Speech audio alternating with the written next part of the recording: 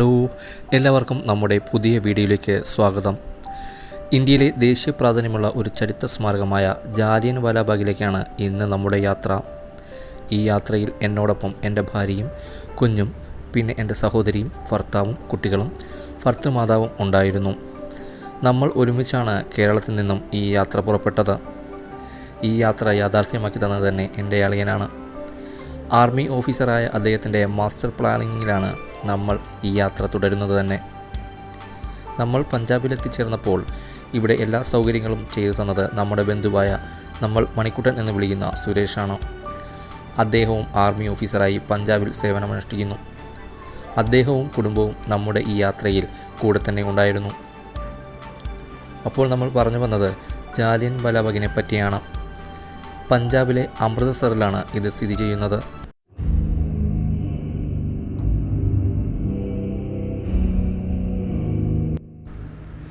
Indian സ്വാതന്ത്ര്യ സമര ചരിത്രത്തിലെ ഏറ്റവും രക്തരൂഷിതമായ സംഭവമാണ് 1919 ഏപ്രിൽ 13 ജാലിയൻ വാലാബാഗ് കൂട്ടക്കൊല.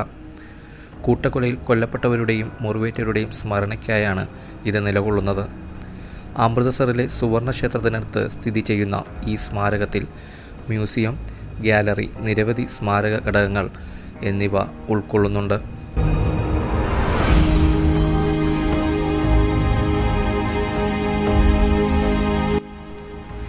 ബ്രിട്ടീഷ് പോലീസ് ഉദ്യോഗസ്ഥനായ ബ്രിഗേഡിയർ ജനറൽ ഡയറാണ് ഈ കൂട്ടക്കൊലയ്ക്ക് ഉത്തരവ് നൽകിയത്. 1919 ഏപ്രിൽ 13 ഒരു കലാപത്തെക്കുറിച്ച് സൂചന കിട്ടിയ ജനറൽ ഡയർ എല്ലാ തരത്തിലുള്ള മീറ്റിങ്ങുകളും നിരോധിച്ചു. ഈ സമയത്ത് ഏതാണ്ട് 20,000-ത്തിനടുത്ത് വരുന്ന ആളുകൾ ജാലിയൻ വാലാബാഗ് എന്ന സ്ഥലത്ത് ഒരു യോഗം ചേരുന്നതായി വിവരം ലഭിച്ച ഡയർ തൻ്റെ ഗൂർഖ റെജിമെൻറ്റുമായി അങ്ങോട്ടേക്ക് നീങ്ങി. യാതൊരു പ്രകോപനവുമില്ലാതെ ജനക്കൂട്ടത്തിനു നേരെ വെടിവെക്കാൻ ഡയർ തൻ്റെ പട്ടാളക്കാരോട് ഉത്തരവിടുകയായിരുന്നു. ഏതാണ്ട് 10 മിനിറ്റോളം ഈ വെടിവെപ്പ് തുടർന്നു. വെടിക്കോപ്പ് തീരുന്നതുവരെ ഏതാണ്ട് 1650 റൗണ്ട് പട്ടാളക്കാർ വെടിവെച്ചെന്ന് കണക്കാക്കപ്പെടുന്നു.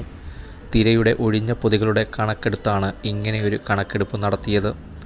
ബ്രിട്ടീഷുകാരുടെ ഔദ്യോഗിക കണക്കനുസരിച്ച് 379 പേർ മരണമടഞ്ഞു. 1000-ലധികം ആളുകൾക്ക് പരിക്കേറ്റു. യഥാർത്ഥത്തിൽ 1000-ലധികം ആളുകൾ മരണപ്പെട്ടുണ്ടെന്ന് പറയപ്പെടുന്നു.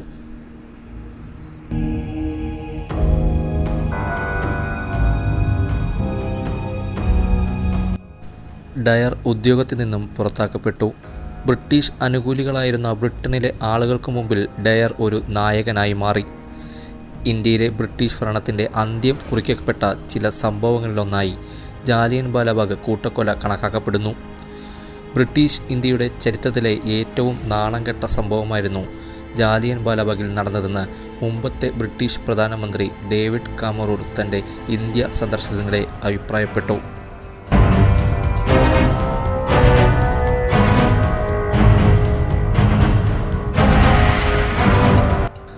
ജാലിയൻ വാലാബാഗിൽ പിടഞ്ഞു മരിച്ച ധീര രക്തസാക്ഷികളുടെയും പരിക്കേറ്റവരുടെയും ഓർമ്മയ്ക്കായി 1963 ഇവിടെ ഒരു സ്മാരകം നിർമ്മിക്കപ്പെട്ടു.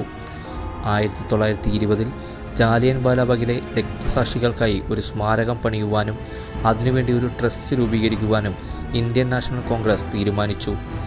1923 ഈ ട്രസ്റ്റ് ജാലിയൻ വാലാബാഗ് സ്വന്തമാക്കുകയും ഒരു സ്മാരകം പണിയുകയും ചെയ്തു. അമേരിക്കൻ വാസ്തുശില്പിയായ ബെഞ്ചമിൻ പോർക്ക് രൂപകൽപ്പന ചെയ്ത ഈ സ്മാരകം അന്നത്തെ പ്രസിഡൻ്റായിരുന്ന ഡോക്ടർ രാജേന്ദ്ര പ്രസാദ് ഉദ്ഘാടനം ചെയ്തു. ജവഹർലാൽ നെഹ്റു ഉൾപ്പെടെ പല പ്രമുഖരും പങ്കെടുത്ത സദസ്സിലാണ് ഈ സ്മാരകം ഉദ്ഘാടനം ചെയ്തത്. പട്ടാളക്കാരുടെ വെടിയേറ്റ സ്ഥലങ്ങളിലുള്ള ഭാഗം പ്രത്യേകം സംരക്ഷിച്ച് സൂക്ഷിച്ചിരുന്നു. വെടിവെപ്പിൽ നിന്നും രക്ഷപ്പെടാൻ ജനങ്ങൾ എടുത്തു ചാടിയ കിണർ രക്തസാക്ഷികളുടെ കിണർ എന്ന പേര് നൽകി സംരക്ഷിച്ചിട്ടുണ്ട്.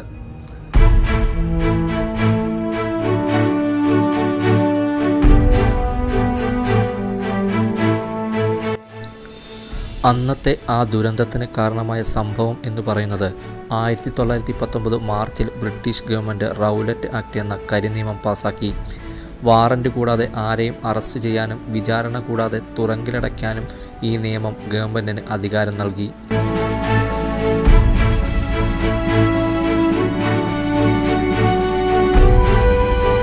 ഇതിനെതിരെ രാജ്യവ്യാപകമായി പ്രക്ഷോഭങ്ങൾ അരങ്ങേറി. 1857 സമരത്തെ തുടർന്ന് തന്നെ ഇന്ത്യക്കാരെ സംശയത്തോടെയാണ് ബ്രിട്ടീഷുകാർ വീക്ഷിച്ചത്.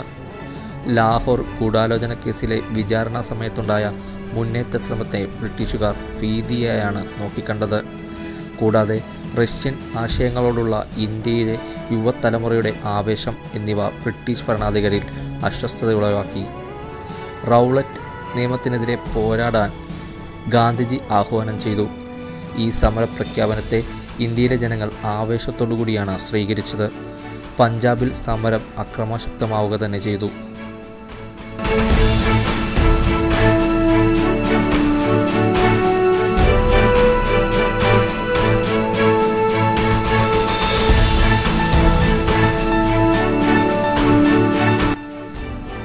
പഞ്ചാബിലെ കോൺഗ്രസ് നേതാക്കളായിരുന്ന ഡോക്ടർ സത്യപാൽ, സൈഫുദ്ദീൻ കിജ്ലു എന്നിവരെ പോലീസ് അറസ്റ്റ് ചെയ്ത് തടവിലാക്കി. ഇരുവരും ഗാന്ധിജിയുടെ അഹിംസാ സിദ്ധാന്തത്തിൽ അടിയുറച്ചു വിശ്വസിക്കുന്ന സ്വാതന്ത്ര്യസമര സേനാനികളായിരുന്നു.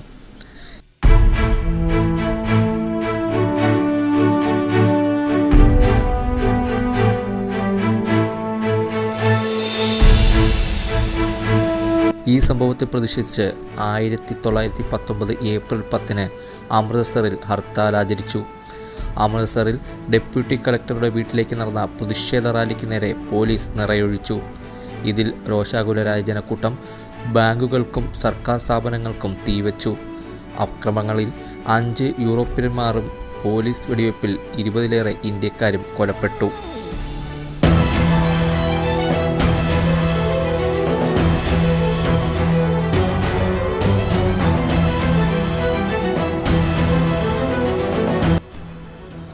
തൊട്ടടുത്ത ദിവസങ്ങളിൽ അമൃത്സർ നഗരം ഏറെക്കുറെ ശാന്തമായിരുന്നുവെങ്കിലും പ്രാന്തപ്രദേശങ്ങളിൽ അക്രമം തുടരുന്നുണ്ടായിരുന്നു.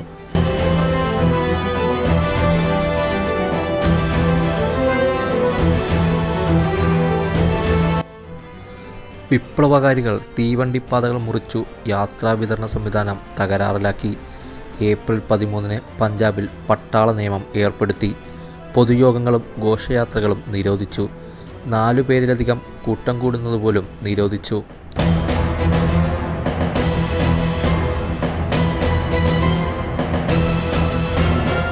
പിൻകാലത്ത് ജാലിയൻ വാലാബാഗ് കൂട്ടക്കൊലയിലെ പ്രധാന സൂത്രധാരനായ മൈക്കൽ ഒ ഡയറിനെ ഉദ്ധം സിംഗ് വെടിവെച്ചു കൊന്നു.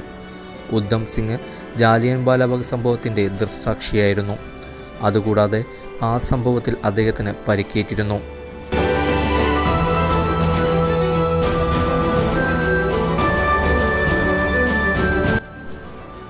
ജാലിയൻ വാലാബാഗ് കൂട്ടക്കൊലയ്ക്ക് ഡയറിന് ഉത്തരവ് നൽകിയ പഞ്ചാബിൻ്റെ ലഫ്റ്റനൻ്റ് ഗവർണർ കൂടിയായിരുന്നു മൈക്കിൾ ഒഡയർ. ഉദ്ധം സിംഗിൻ്റെ നടപടി പൊതുവെ അംഗീകരിക്കപ്പെട്ടില്ലെങ്കിലും ചില പത്രങ്ങൾ അദ്ദേഹത്തിന് അഭിനന്ദനങ്ങളുമായി എത്തി.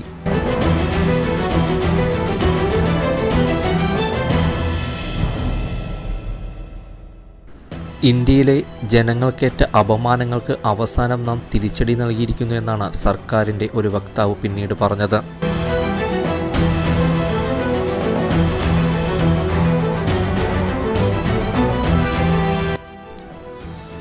കൂട്ടക്കൊലയിൽ പ്രതിഷേധിച്ച് രവീന്ദ്രനാഥ് ടാഗോർ സംസ്ഥാനം ഉപേക്ഷിച്ചു. സംഭവം അറിഞ്ഞയുടൻ ഒരു പ്രതിഷേധ സമരം നടത്താനാണ് ടാഗോർ ഉദ്ദേശിച്ചിരുന്നതെങ്കിലും പിന്നീട് തൻ്റെ പ്രതിഷേധത്തിൻ്റെ സൂചകമായി ബ്രിട്ടൻ തനിക്കു തന്നിട്ടുള്ള സംസ്ഥാനം തിരിച്ചു കൊടുക്കാൻ തീരുമാനിക്കുകയായിരുന്നു.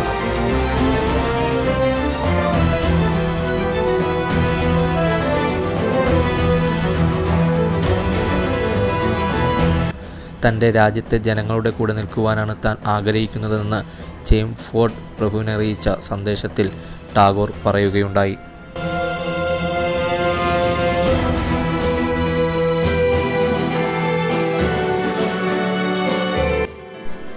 ഈ കാണുന്നതാണ് അന്നത്തെ വെടിവെപ്പിൽ നിന്നും രക്ഷപ്പെടാൻ ജനങ്ങൾ എടുത്തുചാടിയ കിണർ. രക്തസാക്ഷികളുടെ കിണർ എന്ന പേര് നൽകി ഇന്നും അത് സംരക്ഷിച്ചു പോരുന്നു.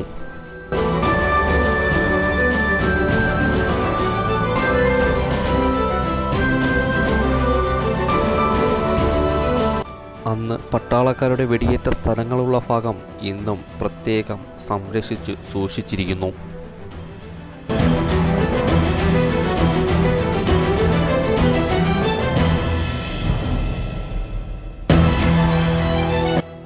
അന്നത്തെ വെടിവെപ്പിൽ ഭിത്തിയിൽ തറച്ച വെടിയുണ്ടകളുടെ പാടുകൾ പ്രത്യേകം മാർക്കുകൾ രേഖപ്പെടുത്തി സഞ്ചാരികൾക്ക് കാണുവാൻ തരത്തിൽ രേഖപ്പെടുത്തിയതായി കാണാം.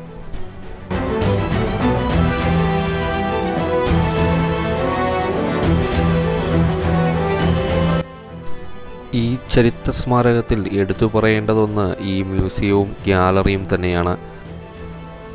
വരും തലമുറയ്ക്ക് ഇന്ത്യയുടെ ദേശീയ പ്രാധാന്യമുള്ള ചരിത്രത്തെപ്പറ്റി മനസ്സിലാക്കുവാനും അവയൊക്കെ പഠിക്കുവാനും കുട്ടികളിൽ ചരിത്രബോധം വളർത്തുവാനും ജാലിയൻ വാലാബാഗ് കൂട്ടക്കൊലയിൽ കൊലപ്പെട്ടവരുടെ സ്മരണകൾ ഉൾക്കൊള്ളുന്ന ഈ മ്യൂസിയത്തിനും ആർട്ട് ഗാലറിക്കും കഴിയുന്നുണ്ട്.